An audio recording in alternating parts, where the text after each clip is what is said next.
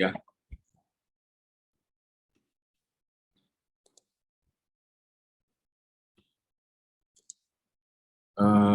Ya,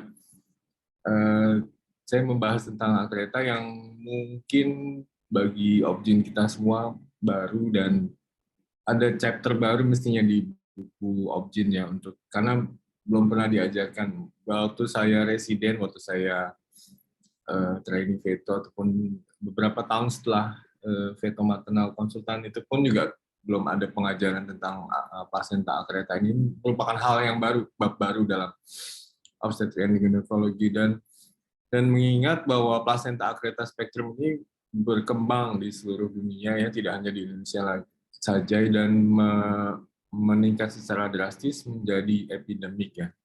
Jadi perlu ada beberapa perspektif baru dalam placenta akreta. Saya nggak begitu expert banget ya. Mungkin saya hanya beberapa ratus operasi akreta, tapi nggak terlalu banyak seperti yang di lainnya ya. Slide berikutnya.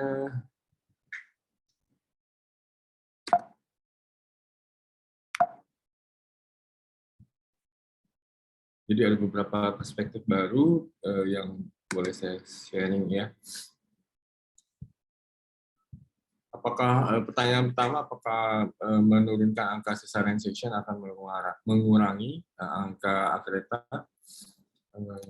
Jawabannya bahwa di Jakarta sendiri ini, kalau boleh kita lihat pada refleksi pada kasus di Jakarta, meningkat 20 kali lipat dari 2% pada tahun 2015 ya, sampai ke 2019 itu hampir 42%.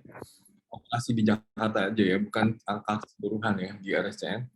Jadi angka per delivery-nya sekitar 12 per 1000 delivery di Jakarta, dan total rate placenta akreta spektrum pada wanita dengan bekas sesarian itu sekitar 7,3% ya. Dan hanya 0,08% dibandingkan dengan ibu yang tidak pernah operasi. Jadi ini pertanyaan, kalau ibunya sedikit sesariannya, lebih sedikit nggak placenta akretanya? Kalau lihat kita bercermin pada angka sesarian di Cina dengan policy, dengan kebijakan hanya satu anak, jadi hanya beberapa sesarian di ibunya. Jadi ibunya jarang yang ada 3 kali atau bahkan 4 kali ya, jadi hanya 1 kali atau 2 kali, angka sesarian akretanya tetap meningkat ya. Jadi rate of placenta akreta disorder-nya pada grafik di sebelah kanan bawah itu tetap meningkat dari tahun 2008 sampai tahun 2015. Ini menunjukkan bahwa mengurangi angka sesarian ini bukan cara yang ideal untuk mengurangi placenta akreta spektrum. Dan insiden placenta akreta ini meningkat 21 kali lipat, hampir sama seperti Jakarta, 0,1% pada tahun 2007 dan 2008, hingga 2% di tahun 2015 sampai 2016 ya. Dan angka placenta akreta meningkat 94 kali lipat kalau ada riwayat operasi sebelumnya. Jawabannya adalah mengapa ada placenta akreta, jawaban yang paling pertama adalah uterine damage ini ya.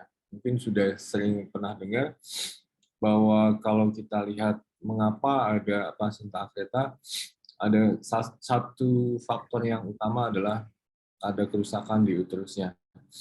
Dan paling sering kerusakan itu disebabkan oleh sesar. Maaf, dan Dr. Yudit, apa udah share screen? Belum kelihatan? Udah share screen-nya. Udah kelihatan, Dr. Volin? Sudah kelihatan, Prof. Ada, Prof. Uterine damage. Oke, ya, lanjut. Oke.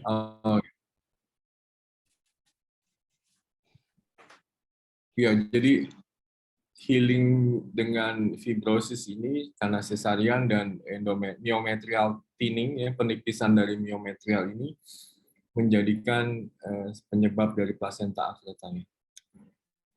Nah, seperti kalau misalnya operasi dengan hysteroscopy ini bisa dilihat bahwa niche itu bisa dilihat dengan jelas bahwa defek cesarean scare dengan retain blood clot ini yang akan nantinya kalau ada implantasi di bawah pas di daerah defek ini akan menjadikan kemungkinan plasenta akreta ya. Jadi awalnya adalah seperti ini ya jadinya. Gambaran seperti ini adalah gambaran yang paling awal sebelum ibunya hamil, sebelum dia menjadi plasenta akreta. Ya, ini yang merupakan hal baru mungkin ya. Dulu-dulu belum pernah ada bahwa untuk mengukur USG ginekologi ataupun USG postpartum 6 bulan setelah sesarian untuk mengevaluasi bagaimanakah luka operasi yang kita lakukan. Dan di Jakarta sendiri ada beberapa ya perbedaan yang bisa kita catat ataupun paradigma baru yang bisa kita catat adalah yang pertama bahwa wanita ibu dengan plasenta akreta itu 2/3-nya berasal dari daerah ya rural area. Jadi sesariannya itu setelah persalinan yang lama long duration terus kemudian nggak maju baru kemudian dikirim ke RSCM ataupun dikirim ke rumah sakit terdekat. Nah kemudian pas hamil berikutnya itu terjadi plasenta akreta. Dan angka histerektomi juga meningkat dengan area rural area. Jadi lamanya PK2 atau lamanya persalinan itu sangat berhubungan dengan nanti akan kejadian plasenta akreta pada kehamilan berikutnya. Dan yang menjadi tren sekarang ini bahwa plasenta akreta itu tidak sudah jarang ya setelah misalnya 3 kali operasi, 4 kali operasi. Tetapi lebih banyak porsinya hampir 40% bahwa plasenta akreta itu setelah sesarian yang pertama ya, not multiple sesarian ya. Yang ini yang perlu dibawa ke ranah kita semua bahwa plasenta akreta itu tidak terjadi setelah beberapa kali operasi, tetapi bahkan lebih banyak di Jakarta plasenta akreta itu terjadi pada anak yang kedua ya. Ini data ini mengkontradiksi bahwa anggapan selama ini, paradigma selama ini bahwa sesarian itu sebenarnya karena angka sesarian yang meningkat atau banyak. Nah ini data dari Vika Reva Auser, yaitu yang pertama kali menunjukkan bahwa defek di sesar itu berhubungan dengan lamanya persalinan atau lamanya turunnya kepala di panggul ya. Dan ini berhubungan dengan bagaimana defeknya ini yang akhirnya nanti akan berkontribusi pada plasenta akreta. Ini merupakan data yang menarik sekali. Jadi ini merupakan salah satu mekanismenya mengapa adanya terjadi plasenta akreta yang ataupun diawali dengan uterine defect ini. Dan pertanyaannya mengapa nggak terjadi setelah multiple cesarean section ya? Yang jawabannya adalah bahwa setelah cesarean operasi itu sebagian besar daripada jaringan kolagen dan jaringan elastik itu tidak sembuh. Ini menjadi healing problem utama untuk healing setelah operasi ya. Dan defek spontan setelah ini akan menjadikan susah sembuhnya dan akan nanti menjadinya kontrapasi. Jadi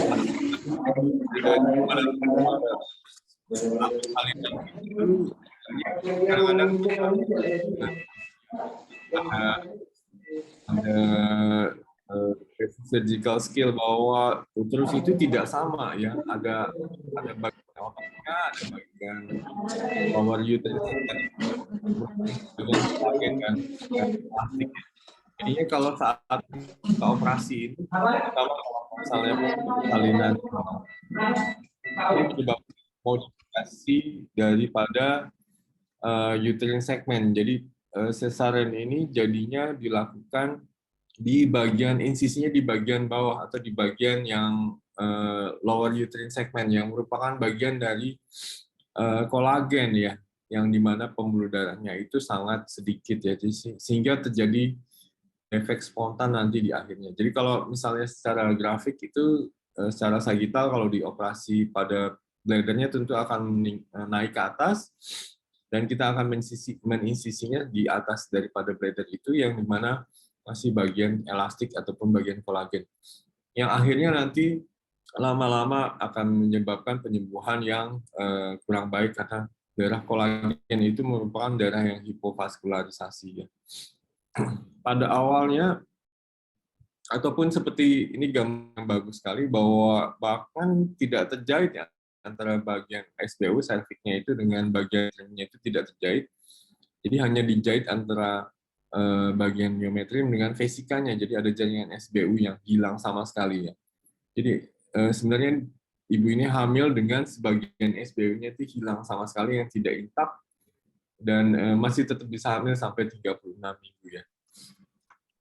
Dan penyebabnya adalah bahwa ada perubahan lokasi di mana kita harus melakukan sesar. Waktu zaman dulu mungkin sebelum tahun Ya di sini. 1930 bahwa tempat yang paling baik untuk melakukan sesarian adalah longitudinal seperti ini, ya, jadi luas dan mengambil kepalanya lebih gampang, ya, insisinya pun mediana seperti ini, ya. Jadi benar-benar luas, kelihatan lebih jelas, dan menjahitnya satu-satu ya, dan 2 lapis ya pada zaman dulu. Terus kemudian oleh Profesor Moonrocker ini di Glasgow itu mengajukan bahwa cesarean section ini lebih di uterine segmen bagian bawah ya, dan melintang ya, tidak memanjang seperti tadi ini ya. Ini merupakan gerakan yang baru di waktu itu.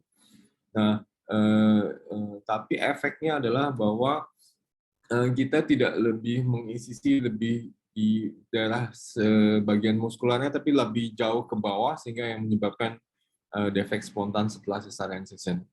Dan yang idealnya mungkin adalah idealnya kita lebih insisinya di atas, terutama di perbatasan antara kolagen dan otot itu sendiri. Jadi namanya high incision lower segment of uterine. Ini sudah ada penelitiannya di Cina, di Chongqing ya, Republik Cina, ada perbandingan antara standar tradisional insisi dengan high incision tekniknya juga, bahwa nantinya penyembuhannya jauh lebih baik ya, ada datanya pada paper ini, dan akhirnya tidak menyebabkan placenta akreta ya. Jadi intinya adalah bahwa perbaikan teknik operasi yang lebih baik lagi ya, tidak hanya menjahit antara kolagen dan kolagen, tetapi harus lebih ke arah yang lebih pembuluh darah vaskularnya lebih banyak, yaitu bagian ototnya. Itu yang menyebabkan penyembuhan yang lebih baik dan menghindari resiko daripada placenta akreta pada kehamilan berikutnya lagi. Dan berikutnya lagi pertanyaannya adalah, kenapa sih plasenta itu implantasinya nggak di atas di fundus ya, tetapi ke bawah atau di tempat di mana kita melakukan operasi sebelumnya ya. Jadi mengapa diimplantasinya terlalu rendah di bagian bawah ya. Kalau kita lihat gambar seperti ini adalah gambar dari embrio yang ditandai dengan radiografer. Jadi jelas terlihat bahwa embrio yang dimasukkan itu dihisap oleh rahim dengan gerakan peristaltik sehingga mencapai tempat di bagian fundus ataupun korpus belakang, di mana bagian vaskularnya itu paling banyak. Jadi rahim itu sebenarnya tidak statis saat dia menerima embrio dan ataupun menerima konsepsi, jadi ditempatkan di paling atas ya. Secara normalnya adalah seperti ini. Tetapi kenapa ya pada placenta akreta itu kok implantasinya bisa di bawah ya, bisa sampai bawah banget. Ini yang menjadi pertanyaannya. Salah satunya adalah scar defect yang ini yang menimbulkan bahwa nantinya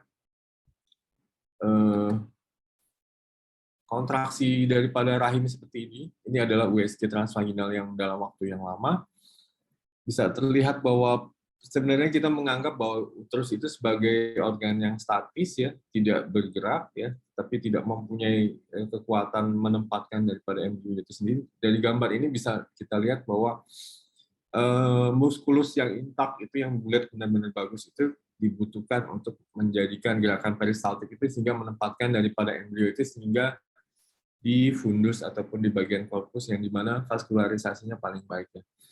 Ini yang menjadi hal yang penting yang buat kita semua melawan semua paradigma yang kita anggap yang kita pernah ajarkan. Jadi intinya adalah bahwa sekarang section ini harus benar-benar dicegah menjadi kewajiban kita semua kalau ntar nanti kita operasi. Sehingga healingnya harus benar-benar baik sehingga untuk mencegah ataupun memperbaiki daripada implantasi daripada plasenta itu menjadi lebih baik lagi. Ini ada penelitian baru di Amjok, mungkin sudah pernah baca untuk resiko perdarahannya dihubungkan dengan ketebalan daripada SBU ya. Ketebalan dari SBU itu sendiri merupakan indikator bahwa healing daripada luka operasi itu menjadi baik sekali ataupun tidak ya. Ini bisa dilihat pada gambar A itu benar-benar sempurna, healingnya SBU-nya ketebalan sama dengan gambar yang C, ketebalan menjadi tipis tetapi dengan implantasi yang sama di depan juga ya. Ya, atau seperti ini. Jadi penyembuhannya tidak sempurna sehingga menjadi SBU-nya bagian tipis sehingga menjadi implantasinya itu seakan-akan dalam tanda kutip berlebihan ya ataupun menginvasi daripada myometrium. Sebenarnya tidak ada ya. Nanti saya jelaskan pada slide yang paling akhir. Jadi bisa dilihat bahwa pada grup A dan grup B on the scan dan on the niche pada sama-sama plasentanya di depan di skala operasinya ternyata perubahan blood loss-nya jauh lebih banyak pada yang niche ataupun gambar yang USG yang SBO-nya tipis ya ataupun defect autopsinya tipis ya. Ya, jadi cesarean scan ini tergantung daripada ketebalan SBU-nya. Kalau SBU-nya lumayan normal, itu masih bisa dilanjutkan dengan risiko perdarahan yang tidak terlalu banyak ya. Mungkin itu yang bisa diambil untuk paper yang terakhir ini. Ya. Nah, untuk diagnostiknya sebenarnya nggak terlalu sulit ya. Mungkin dengan USG 2 dimensi saja. Ya, USG 2 dimensi saja, ataupun nggak perlu dengan Doppler bahkan ya. Jadi mengikuti batas daripada adakah. Jadi plasenta akreta itu tidak pernah luas ya, hanya bagian kecil mungkin 1-2 cm saja yang benar-benar berbatas langsung dengan vesika ataupun serosanya. Nah, seperti ini ya. Hanya bagian kecil saja yang benar-benar berbatas dengan langsung dengan serosa tanpa bagian myometriumnya. Jadi agak susah untuk mendefinisikan plasenta akreta. Kadang-kadang kita menamakan yang ini adalah plasenta akreta yang vokal ya, hanya kecil ya, dan masih bisa dikonservatif ataupun tanpa dilakukan histerektomi ataupun sisinya. Tapi kalau sudah luas seperti ini, ya udah gitu loh. ini harus Kalau yang rame ya di apa itu di ya. Baru Ngon itu bagus tuh. kecil, kalau jalan juga. Ini adalah bagian yang normal, USG normal untuk plasenta di bagian depan ataupun bagian scar daripada cesarean section. Ya. Dan paradigma yang lainnya adalah bahwa kalau zaman dulu adalah plasenta akreta itu selalu diperlakukan sama seperti pada pasien HPP. Jadi bahwa dipikirkan bahwa sumber perdarahan daripada plasenta akreta itu benar-benar dari arteri uterina, mungkin dari arteri iliaca inferior, ya. Dan ternyata ada perubahan daripada supply blood untuk ke bayinya itu sendiri, tidak pada arteri uterina lagi, tetapi pada pembuluh darah kolateral yang seperti ini ya. Nah, seperti ini. Jadi sebagian besar 90% darah dari untuk plasentanya itu berdasarkan dari arteri kolateral seperti ini. Ataupun kalau misalnya di USG, gambarnya seperti ini ya. Jadi ada bagian dari pembuluh darah yang warna merah itu yang masuk ke dalam plasenta dan bertekanan tinggi ya. Bedanya hanya dengan lakuna adalah kalau misalnya lakuna adalah seperti ini, kalau di Doppler itu arus darahnya bertekanan rendah ya. Jadi ini tidak punya efek untuk perdarahan. Tetapi kalau misalnya seperti ini, itu merupakan sumber perdarahan jika plasenta itu diangkat ataupun dilepaskan daripada myometriumnya itu sendiri. Ya.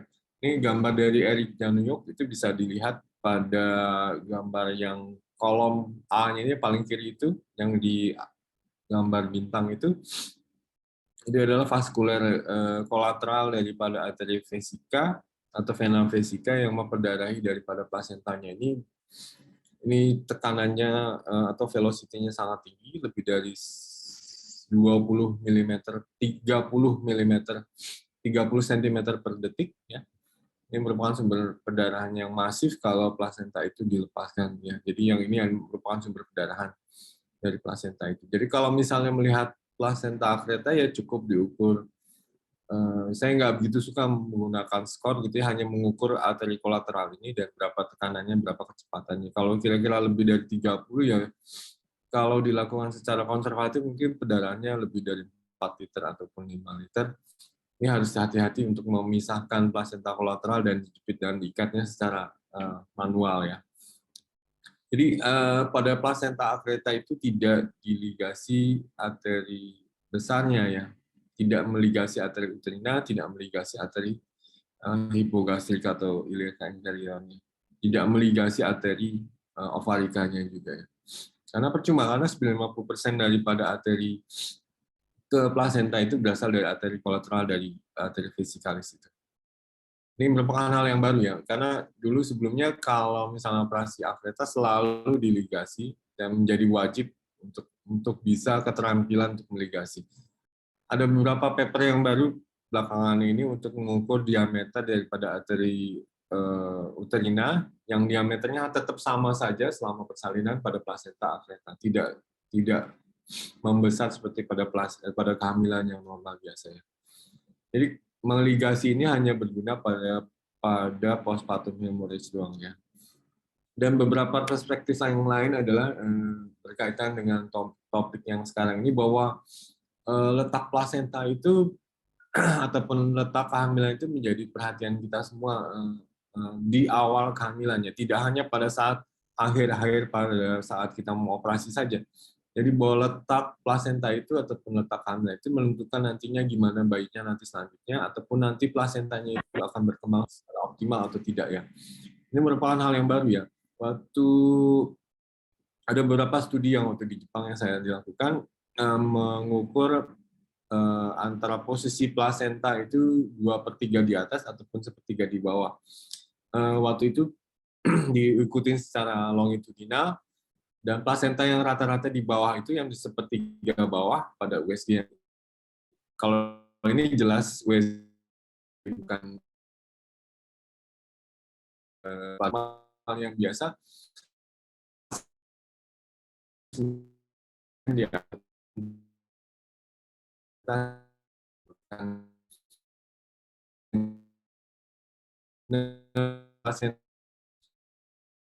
harus menjadi perhatian kita juga untuk menantikan jadinya outcome-nya ya. Jadi yang seperti ini ya. Dan untuk menentukan apakah kehamilan di scar section itu akan dilanjutkan atau tidak ya. Sebenarnya kalau bagi saya pribadi, saya akan melanjutkan seluruh kehamilan di scar section kalaupun ibunya sudah punya anak ya. Karena risikonya hanya plasenta akreta yang nanti akan ditangani, bisa ditangani dengan maksimal ya. Ini ada beberapa plasenta above simple scar, yang B adalah fully inside the cesarean scar defect, C adalah parsial ya, ini parsial yang bisa dilanjutkan, kemungkinan nanti tidak akan menjadi akreta, yang menjadi akreta yang hanya B saja, tetapi yang pada rudimentary horn yang ini agak pada di daerah kornunya ya. Ya, nanti yang ini yang akan jadi USG itu letak plasenta tidak hanya di akhir tapi jauh lebih di awal saat kita screening pertama kali ibu hamil ya. Oh ini di bawah, ini di atas. Ini merupakan hal yang baru yang mungkin buat perhatian kita semua. Dan ada beberapa paper juga menentukan bahwa assessment ataupun penilaian plasenta lokasi itu tidak hanya menentukan nanti bayinya seperti apa ya. Plasenta lokasi sebagai prediktor daripada adverse pregnancy outcome. Itu juga menjadi hal yang penting. Jadi lokasi itu menentukan bagaimana bayinya nanti akhirnya. Ini ada beberapa tabel yang sederhana saja untuk menentukan bahwa plasenta yang preeklamsia itu lebih banyak di lateral misalnya ya. ataupun bayi IGR ya, ataupun misalnya bayi preterm itu biasanya di posterior ya. Mungkin seperti itu.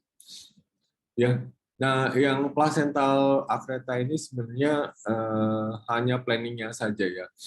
Untuk teknik operasinya mungkin nggak dijabarkan di sini ya, mungkin bisa nanti magang ataupun agak susah kalau dijelaskan dengan presentasi ya. Yang penting adalah bagaimana kita, seperti Prof. Bowo bilang, mungkin ada yang salah dalam pengajaran kita dalam operasi, ataupun bagaimana nanti kita memplanning supaya ibunya nantinya tidak placenta akreta walaupun SBU-nya tipis, walaupun ada niche, walaupun ibunya sangat berisiko untuk menjadi placenta akreta misalnya. Planningnya harus jauh lebih awal sebelum hamil sehingga ibunya menjadi outcome yang baik juga ya. Dan pertanyaan yang sering diajukan juga kalau operasi adalah dilakukan total atau subtotal ya. Ini tergantung ya. Kalau misalnya bentuk serviksnya seperti ini dan arus darahnya seperti ini harus dilakukan total ya, karena nanti kalau misalnya ditinggalkan serviksnya di operasi secara subtotal ini akan menjadikan sumber pendarahan pada saat operasi ataupun setelah operasi nantinya. Ini yang perlu diambil total selanjutnya. Mungkin itu saja yang, atau bridging vessel-nya ini gambar yang bagus sekali. Ada beberapa multiple bridging vessel yang terlihat di sini. Ini perlu dilakukan hysterectomy total tentunya ya. Nah, satu hal yang ini slide saya yang terakhir, bahwa satu hal yang perlu disampaikan di sini bahwa placenta akreta itu sebenarnya tidak seperti placenta akreta yang kita baca di buku Williams ataupun yang diajarkan oleh guru-guru kita, bahwa ada placenta yang berinvasi hingga ke myometrium, berinvasi seperti tumbuhan itu yang punya akar melewati dari batas itu. Sebenarnya tidak ada ya. Sebenarnya tidak ada placenta akreta secara yang digambarkan seperti itu ya. Dan saya lebih setuju pada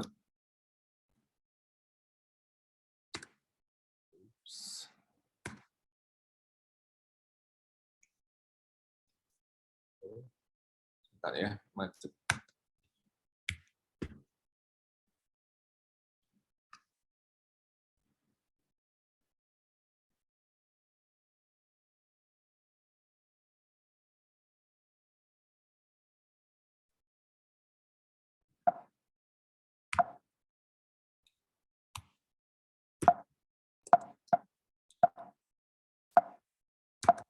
Oh iya, jadi saya omongin aja mungkin ya. Hanya ada satu slide atau dua slide yang lagi. Jadi ada beberapa paper dari Eric Daniel yang dibawakan kemarin juga di acara Veto Meeting, bahwa placenta akreta itu tidak yang seperti kita bayangkan. Jadi benar-benar masih terdapat batas ataupun jaringan kolagen antara bagian placenta dengan bagian myometrium, dan semua itu bisa direkam ataupun dengan jaringan PA-nya ataupun dengan operasi ya. Dengan operasi itu bisa kita lihat bahwa masih terdapat batas yang tegas antara bagian placenta dengan bagian myometrium ataupun bagian serosanya itu. Jadi pada saat kita memisahkan jaringan vesika daripada placenta itu masih terdapat batas yang tegas ya.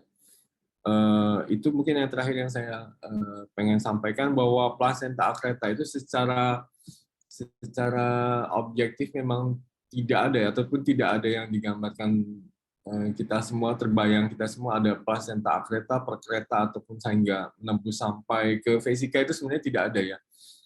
Yang menembus placenta seperti perkreta sehingga ke vesika itu sebenarnya arteri kolateral itu yang dianggap sebagai invasi yang berlebihan, pembuluh darah yang berlebihan. Sebenarnya tidak ada seperti itu. Semua placenta akreta masih tetap bisa berbatas tegas dan masih bisa dibebaskan secara halus, pelan-pelan dengan sebenarnya. Slide-nya nanti.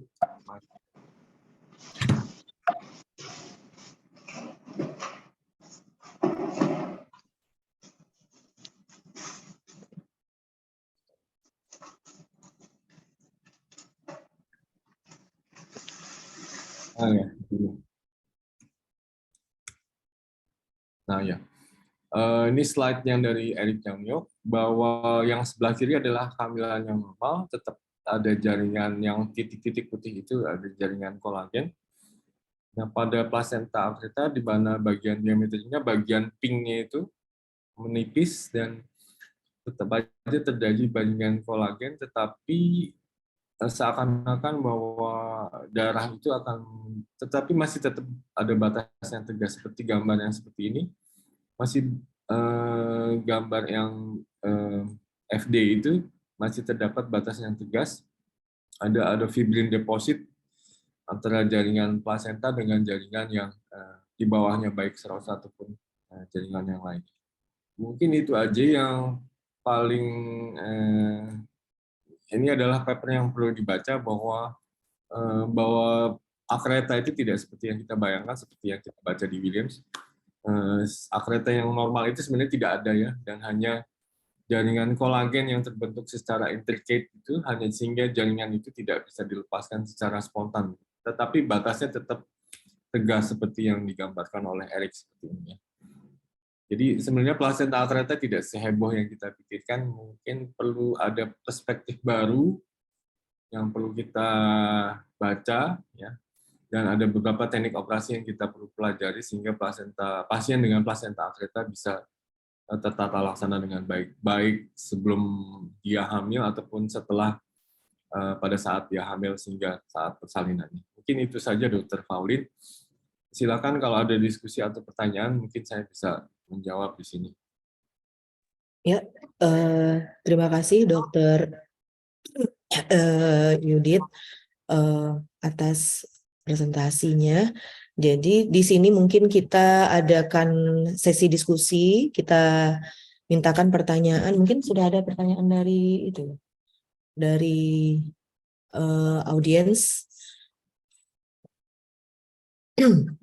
Yang pertama ini dari Ibu Ipang, saya bacakan aja dok. Yang pertama yang ini ditanyakan, cara untuk mencegah supaya tidak terjadi plasenta akreta, dan jika kita konsul ke konsultan fetomaternal untuk pasien high risk untuk akreta ini, apakah ada atau tidaknya plasenta akreta, kami diberikan jawaban berupa skor, misalnya placenta akreta index misalnya kan. Pertanyaan saya, skor berapa kami harus melakukan joint operation dengan bedah onko dan lain-lain. Yang ketiga, apakah tidak memungkinkan bagi konsultan fetomaternal untuk menyederhanakan jawaban ada atau tidak plasenta akreta untuk memudahkan kami menentukan tindakan. Maksudnya ini untuk jawaban dari scoringnya mungkin. Ya, terima kasih Bu Ipang. Ya, ini dok pertanyaannya. Cara mencegah supaya tidak terjadi plasenta akreta. Oh ya. Ya, maaf ya.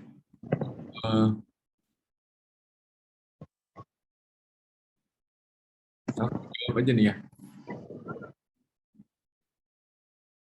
Ya, yang paling utama adalah cara penjahitan itu tadi ya. Jadi kalau yang paling penting cara mencegah supaya tidak plasenta akreta, diusahakan operasi sesarian sebelumnya adalah sempurna ya. Jadi penyembuhannya sempurna ya.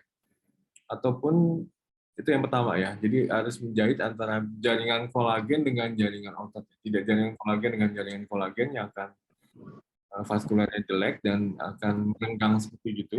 Akhirnya jadi niche seperti itu. Ya minimal kalau ibunya mau hamil ataupun kalau kita setelah operasi sesar 6 bulan itu di USG, yakinkan ada penipisan dari jaringan kolagen ataupun SBU-nya yang akan nanti menjadi risiko plasenta akretanya. Ketiga ya diusahakan supaya ibunya gimana supaya tidak berimplantasi di bagian bawah itu ya. Mungkin 3 hal itu yang utama. Nggak ada jawaban simpel sih untuk mencegah plasenta akreta, tapi harus dimulai dari hamil yang sebelumnya ya. Kalau hamilnya sebelumnya operasinya bagus, ya fertilitasnya itu bagus ya.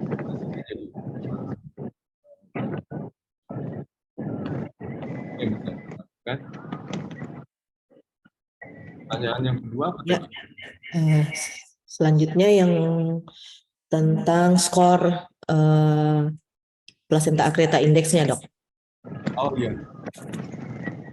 Eh, Skor berapa yang katanya bisa joint operation dengan bedah misalnya.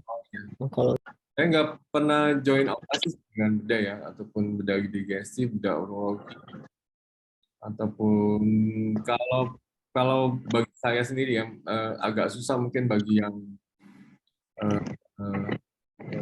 operasi ya cukup diukur arus darah kolateral itu kecepatan arus darah. Kalau lebih dari 30 cm per sekal itu merupakan resiko tinggi untuk pendarahan yang masif ya. Boleh sih dipakai skor dari Vigo, skor dari ISWOG untuk placenta accreta boleh aja sih. Tetapi kalau bagi saya yang untuk placenta accreta ini biasanya saya tulis aja di poli ini pasien sulit gitu ya. Pasien sulit itu maksudnya kalau dioperasi akan pendarahan yang masif ya, lebih dari 2 liter, lebih dari 1 liter atau 2 liter. Dan jumlah arus darah yang tekanan tingginya itu cukup dari 30 cm per sekon ya. Jadi kalau bisa sih bukannya ini mengecilkan, tapi kalau bisa sih yang mengakses daripada placenta accreta itu yang sering operasi placenta accreta ya. Kalau yang belum, yang sulit untuk menggrading placenta accreta, kalau misalnya yang tidak operasi accreta sering, ya, jadi susah untuk memberi tahu sejawatnya rekan. Kalau sama Indra, dia mobil apartemen tapi bukan sama dia, sama yang lain. Gimana dok?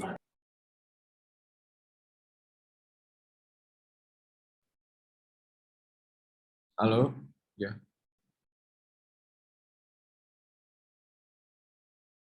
Mungkin pertanyaan yang ketiga mungkin Dr. Pauli. Iya dok, selanjutnya apakah tidak memungkinkan bagi konsultan veto untuk menyederhanakan jawaban ada atau tidak placenta accreta Nah ya, untuk memudahkan tindakan katanya. nah ini sulit nih untuk Iya, ya karena durante operasi nanti ya dok kita lihat kan pembuluh darahnya, kedalamannya misalnya. ya mungkin hanya bisa yang WSG masih bisa ngasih saran ya kalau misalnya ini sulit mungkin tidak disarankan untuk SPOG umum yang ataupun yang tidak terbiasa untuk melakukan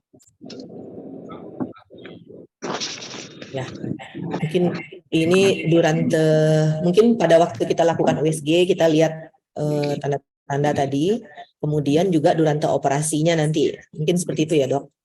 Biasanya jawaban dari kita konsulen veto yang bila dikonsulkan tuh kita akan buat itu apakah dia high suspicious atau tidak gitu atau dia low kemungkinannya maksudnya tidak begitu besar kemungkinannya. Ada jawaban kita biasanya Ibu Ipang.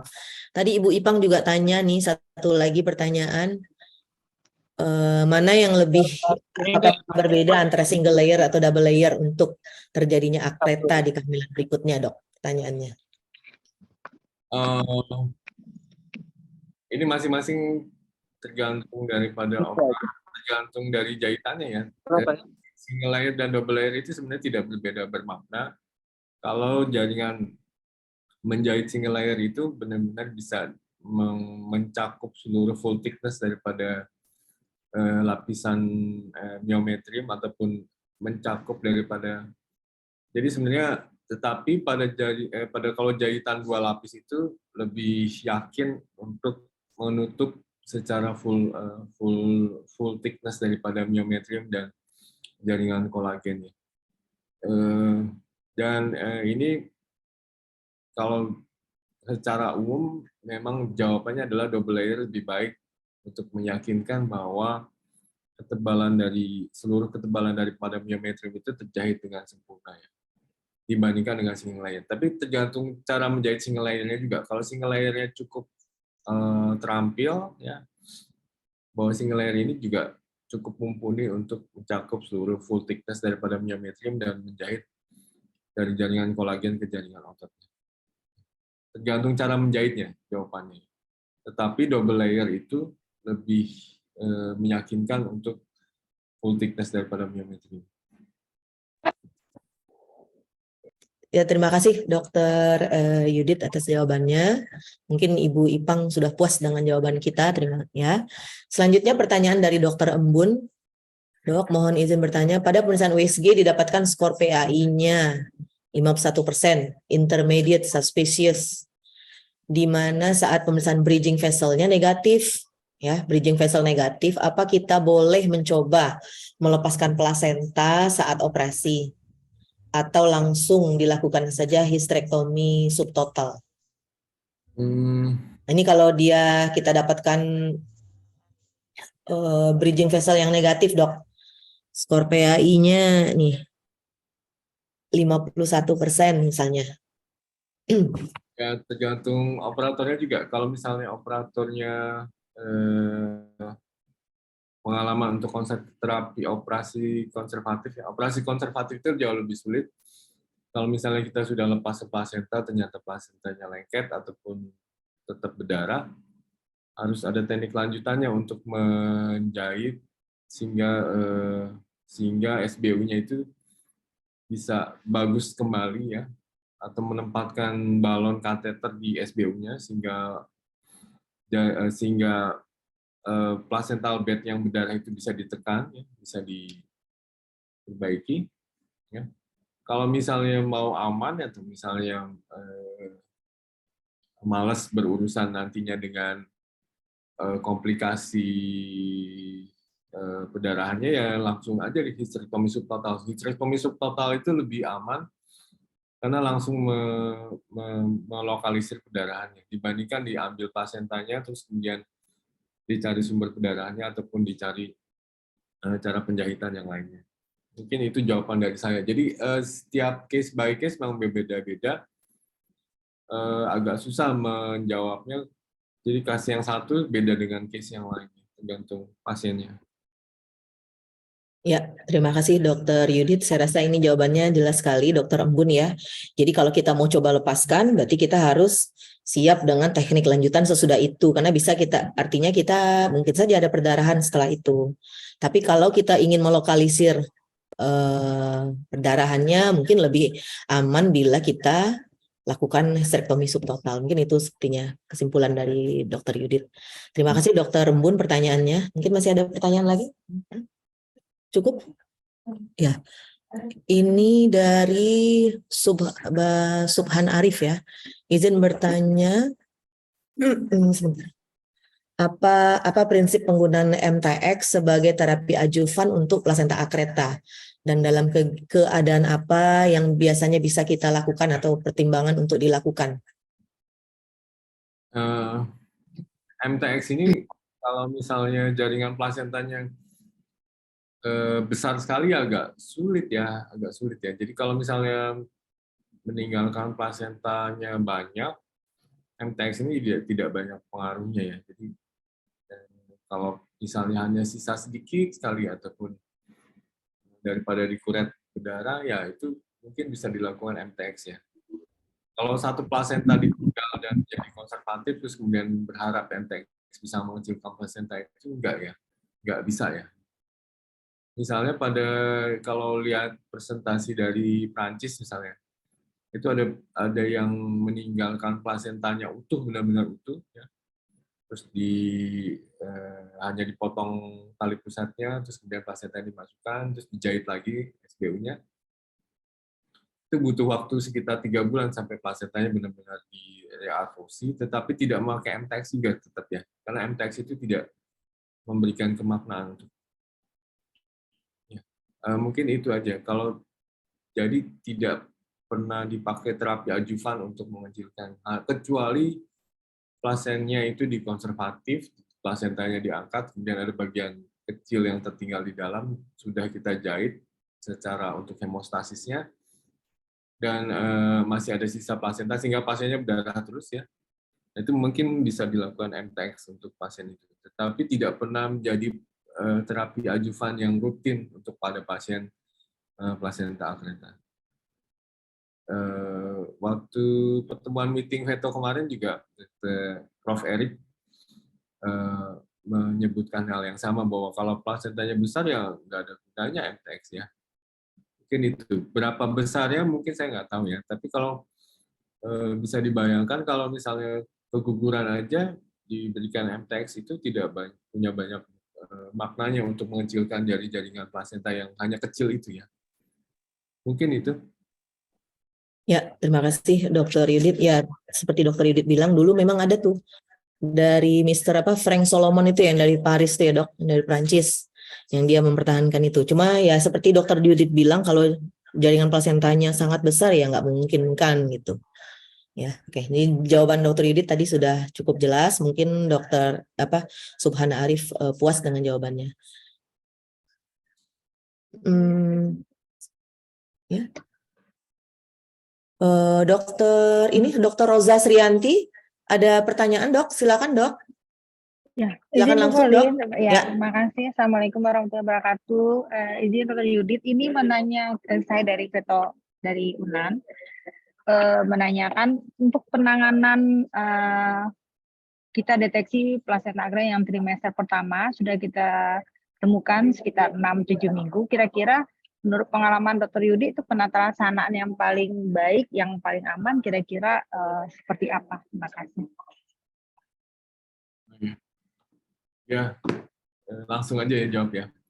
Ya, pertanyaannya bagus sekali. Tergantung lokasi plasentanya tadi dipresentasiin tadi ya. Kalau plasentanya di bagian bawah, belakang gitu, nantinya menjadi akretanya cenderung sedikit ya. Kalau plasentanya di depan dan SBO-nya benar-benar tipis, nanti itu akan berisiko sangat besar untuk jadi plasenta akreta ya. Nah, kalau udah di depan ini ya tergantung pasiennya dan dokternya ya. Kalau saya nggak apa-apa gitu, maksudnya kalau ibunya masih mau untuk melanjutkan persalinan ya saya cenderung untuk option yang seperti ini ya. Nggak apa-apa Bu, dilanjutkan saja. Nanti mungkin ada resiko plasenta akreta ya. Saya jarang untuk menganjurkan ibunya, amat jarang sekali, mungkin belum pernah kali ya, menganjurkan ibunya untuk dikuret ataupun diterminasi kalau implantasinya di SBU itu ya. Mungkin kalau bagi saya lebih tugas saya untuk menjaga bayi itu supaya lebih optimal, walaupun nantinya akan menjadi plasenta akreta, kalau menurut saya gitu ya. Tetapi kalau misalnya diambil keputusan untuk nantinya menjadi akreta, nanti berdarahan, nanti risikonya akan berat gitu ya. Nah itu juga boleh diambil keputusan untuk dianggap sebagai kehamilan ektopik, gitu ya. Seperti kehamilan ektopik di tuba itu juga ya. Nah, itu butuh pertimbangan dari baik pasiennya dan dokternya. Jadi masing-masing dokter punya keputusan sendiri yang nggak bisa saya bilang ini salah nih, ini enggak gitu ya. Masing-masing tergantung kondisi pasiennya dan kondisi dari DPJP-nya. Kalau saya sendiri sangat jarang dan saya terus lanjutin, dan ada beberapa pasien yang jadi dokumentasinya bagus mulai dari SBU, terus kemudian jadi besar, terus kemudian lama-lama jadi besar. Akhirnya menjadi plasenta akreta beneran yang sulit, yang dengan arteri kolateralnya, tapi tetap bisa ditata laksana dengan baik sampai ibu dan bayinya selamat, walaupun dia akan dihistrektomi ya. Dan ibunya mau mengambil risiko seperti itu ya. Tetapi ini nggak bisa diikutin oleh dokter yang lain juga. Nanti kalau misalnya saya nggak mau nanganin plasenta akreta, ya nanti bisa diedukasi pasiennya untuk dianggap sebagai sebagai kehamilan ektopik di daerah SCAR itu juga nggak salah juga untuk pasien ini. Jadi, tetapi yang paling penting adalah jangan terlalu awal mengambil keputusannya. Kadang-kadang 7 minggu kelihatannya udah di bawah gitu ya, tapi kalau udah saat 11 ataupun 14 minggu itu bisa bergeser, dalam tanda kutip bergeser lebih ke atas ya, karena kita USG-nya dalam kondisi yang berbeda, ataupun plasentanya sudah di bagian posterior ya. Jadi nggak usah begitu sekali USG itu kemudian keputusannya seperti itu, tapi harus dilihat mungkin 2 minggu atau 3 minggu lagi, sehingga yakin bahwa plasentanya benar-benar di atas dan punya risiko tinggi untuk plasenta akreta. Mungkin itu yang bisa saya tambahkan untuk keputusan plasenta keputusan kehamilan di skar EC pada saat awal banget. Mungkin itu dok, mungkin bisa membantu. Terima kasih Dr. Yudit. Ya, terima kasih Dokter Yudit jawabannya untuk pertanyaan dari Dr. Roza Srianti, SPOG Konsultan. Selanjutnya, apakah masih ada pertanyaan dari Bapak Ibu peserta webinar ini? Kita beri waktu. Kalau Berapa tidak menit? ada, boleh, Pauline. Ya, Prof. Prof. Kalau peserta yang lain belum Iya, silakan ada yang Bapak Ibu yang ingin bertanya. Itu ada di chat tuh, Bu Pauline. Ada satu lagi, penggunaan MTX. Iya, penggunaan MTX itu sudah dijawab Pak Devrin. Sorry tadi, lupa saya. Oke. Iya, sebagai terapi adjuvan itu tadi.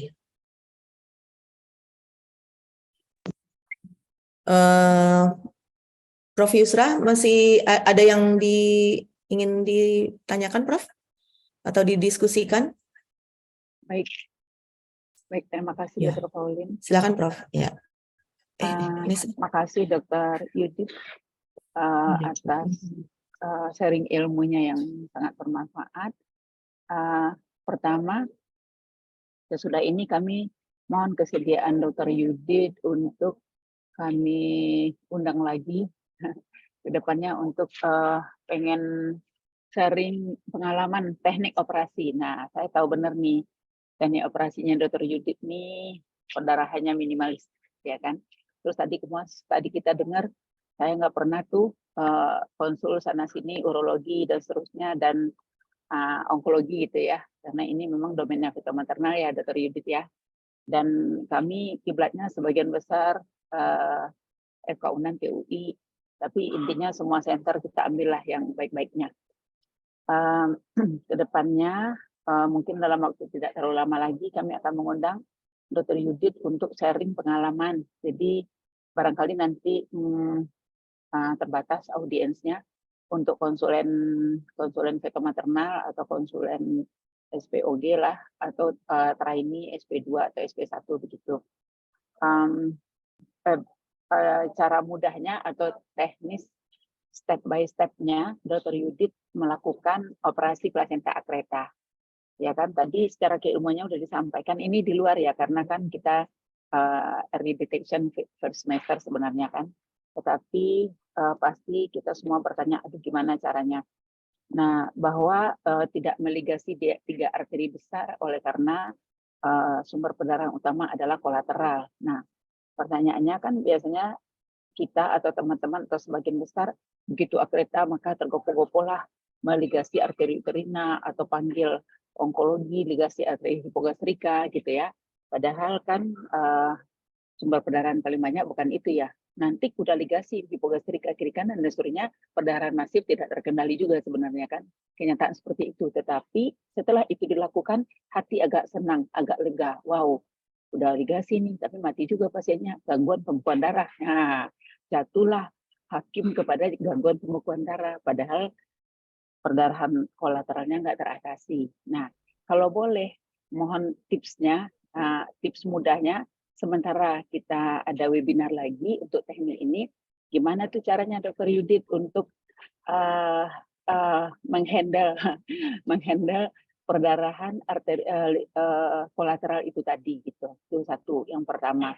Yang kedua, barangkali saya nggak tahu apakah Dr. Yudit itu pernah menemui kasus begitu kita buka ya, ternyata tuh dari pusar setinggi pusar ke bawah nempel dinding depan uterus ke dinding abdomen.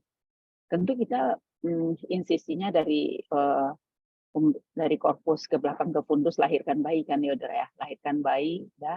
Kemudian si akretanya kan di depan, sedangkan setinggi pusar ke bawah itu nempel dinding depan uterus dengan dinding depan abdomen.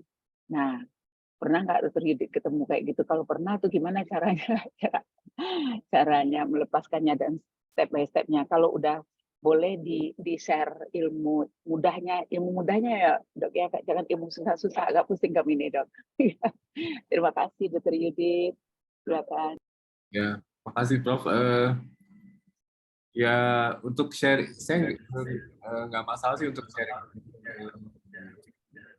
Boleh datang ke Jakarta atau mungkin di video kan nanti ya. Tapi agak sulit kalau memvideokan karena lokasinya kecil kan. Saya nggak pernah insisi mediana, hanya fase saja, dan pernah ketemu pasien dengan yang nempel semua di depan itu pernah juga, dan jadi seperti mengerjakan akretanya dulu sebelum bayinya, jadi benar-benar ya secara pelan-pelan menginsisi, terus kemudian meligasi, sehingga bisa plasentanya. Mungkin kalau boleh berkenan ya, mungkin ada kasus yang sulit di Padang, nanti kita yang datang dari Jakarta untuk mendemokan atau ikut mengajarkan, nanti terserah Kepala Divisi Jakarta dan Kepala Divisi di Padangnya bisa memikirkan kami untuk mengajarkan di Padang. Jadi kalau misalnya ada kasus yang sulit banget, kami bisa membantu dan ikut mengajarkan mungkin gimana nantinya. Ya, sedikit beda dengan yang di Surabaya, sedikit beda dengan yang di Bandung, mungkin di tempat lain. Yang di Jakarta benar-benar dikerjakan oleh bagian veto sama sekali, bukan urologi dan vaskuler apapun, belum pernah ya untuk manggil, ataupun urologi. Terus kemudian ya ada tekniknya untuk supaya kolateralnya yang tekanan tinggi itu supaya tidak berdarah-darah ya. Mungkin nanti disiapin dulu materinya, jadi bisa presentasi di sini lagi. Ya kami senang hati bisa nanti membagi ilmunya, ataupun datang ke Padang juga boleh. Nanti kalau ada kasus yang disisakan, buat saya Dido ataupun Dr. Jugianto datang ke sana untuk berapa kali operasi juga boleh. Terima kasih Dr. Yudit. Sementara ini kami sudah menyiapkan membuat tim ya. Jadi memang kedepannya akan melangkah ke sana. Nanti kami kabari Dr. Yudit gimana teknisnya kita bisa berkolaborasi, intinya mengajarkan kita lah di Padang. Terima kasih Dr. Yudit. Assalamualaikum warahmatullahi wabarakatuh. Salam, terima kasih Prof. Masih ada satu pertanyaan lagi Dr. Yudit dari Dr. Orijon SPOG kita di Batu Sangkar, Rumah Sakit Batu Sangkar. Pertanyaannya, apakah teknik insisi atau tingginya insisi di SBR itu mempengaruhi kejadian akreta? Ya, ini pertanyaan bagus sekali, sangat bagus sekali. Ya, betul. Ya. Bahwa insisi kita ini, kalau menurut saya ya, apalagi dengan, mohon maaf ya, bukannya menyinggung, advanced basic surgical skill ya, ataupun cara pengajaran surgical skill kita itu mengajarkan bahwa insisinya itu supaya tidak berdarah. Itu yang sebenarnya paradigmanya harus diubah ya. Yang seperti saya tunjukkan di slide itu, kalau bisa sih lebih tinggi sedikit, lebih ada jaringan myometriumnya, ya, sehingga ada pembuluh darahnya. Ya. Justru kalau menjahit sekali tanpa berdarah itu mungkin pembuluh darahnya sangat minimalis sekali, sehingga untuk penyembuhan lukanya tidak optimal ya. Ini pertanyaannya bagus sekali. Jadi mungkin yang perlu dievaluasi pengajaran kita kalau hanya dengan tumpul saja, hanya dengan tangan insisi sedikit terus tangan dilebarkan, ya, itu menyebabkan hanya bagian bawahnya saja yang terbuka, sehingga menyebabkan penjahitannya juga hanya bagian kolagennya saja, sehingga menyebabkan penyembuhan lukanya tidak optimal, ya, sehingga terjadi defek spontan yang akhirnya menjadi epidemik plasenta akreta seperti sekarang ini ya. Ini yang perlu diajar ulang ya, dan ini butuh Karena memang merepotkan kalau insisinya sedikit di atas, pasti sesudah dijahit 1 lapis ataupun 2 lapis, nanti perlu dijahit lagi, karena masih ada yang darah sedikit-sedikitnya. Nah, itu yang kadang-kadang kita malas ya. Jadi insisinya selalu sebawah mungkin, sebawah mungkin. Ya, ini pertanyaan sangat menarik sekali. Mungkin yang perlu diubah dalam sistem pendidikan di Opjin di kita semua untuk insisinya sedikit lebih ke atas ya dibandingkan daripada yang seharusnya, supaya mencegah defek spontan dari akibat daripada sesarian-sesarian. Ya, pertanyaannya bagus sekali, Dr. Pauli. Ya, terima kasih Dr. Yudit. Ya, jadi dari jawaban Dr. Yudit sudah jelas. Dr. Ori, terima kasih Dr. Ori. Saya rasa tidak ada pertanyaan lagi. Pak Devrin, Dr. Devrin, ada pertanyaan dok? Atau tanggapan? Silakan Dr. Devrin. Cukup, Bu Pauline. Ya, cukup. Ya. Terima kasih. Ya, terima kasih. Baiklah, kita sudah di penghujung acara. Saya ucapkan terima kasih kepada narasumber kita, Dr. Yuditya Purwosono, SPOG Konsultan PhD, yang telah memberikan presentasinya, menambah wawasan kita, keilmuan untuk kita semua. Semoga bermanfaat. Saya rasa yang dari saya sebagai moderator, saya ucapkan terima kasih juga untuk semua peserta yang sudah mengikuti acara ini dengan baik sekali. Dan selanjutnya acara ini akan saya kembalikan kepada MC kita. Saya sudahi dengan wabillahi taufik wal hidayah. Wassalamualaikum warahmatullahi wabarakatuh. Silakan Dr. Mentari. Terima kasih kepada Dr. Pauline, SPOG Subspesialis Kedokteran Feto Maternal, selaku moderator. Alhamdulillah telah kita dengarkan pemaparan materi yang luar biasa dari narasumber kita. Semakin terbukalah wawasan kita mengenai early detection and management update plasenta akreta pada trimester pertama. Semoga paparan ilmu tadi dapat bermanfaat dan diterapkan di kemudian hari serta menjadi amal jariah bagi narasumber. Baiklah, acara selanjutnya, sesi selanjutnya dilakukan foto bersama. Marilah kita foto bersama, diharapkan kepada tamu undangan Profesor Dr. Bapak Ibu hadirin untuk dapat menghidupkan kamera.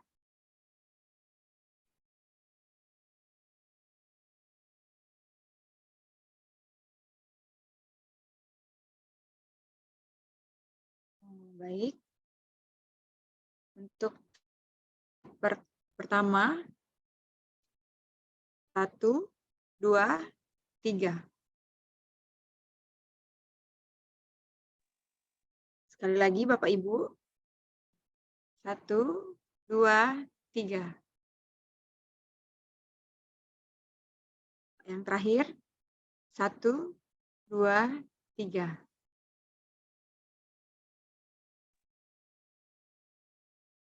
Baiklah, kami ucapkan terima kasih kepada tamu undangan, narasumber, moderator, Profesor Dr. Bapak Ibu peserta webinar Meet the Expert 9 pada hari ini. Saya selaku MC mohon maaf apabila ada kesalahan. Sampai jumpa di pertemuan selanjutnya. Wabillahi taufiq wa hidayah. Wassalamualaikum warahmatullahi wabarakatuh. Waalaikumsalam warahmatullahi wabarakatuh. Terima kasih Dr. Yudi. Dr. Yudi. Prof, terima kasih Prof. Dr. Roza, Dr. Rina Gustuti, terima kasih bantuannya. Dokter, ini kita tadi belum menyapa yang lain. Dr. Hafid dari Bukit Tinggi, Dr. Zeno, Dr. Ori, semua teman-teman, Dr. Dharma Yosua, Dr. Hudila, semuanya terima kasih. Terima kasih dokter. Ya, semuanya sudah isi absen ya. Nanti ditunggu sertifikatnya nanti. Dr. Reno. Ya. Ya. Boleh meninggalkan link Zoom kita. Nanti ditunggu sertifikatnya ya. Oke, terima kasih. Ya, izin live dulu. Dah, bentar.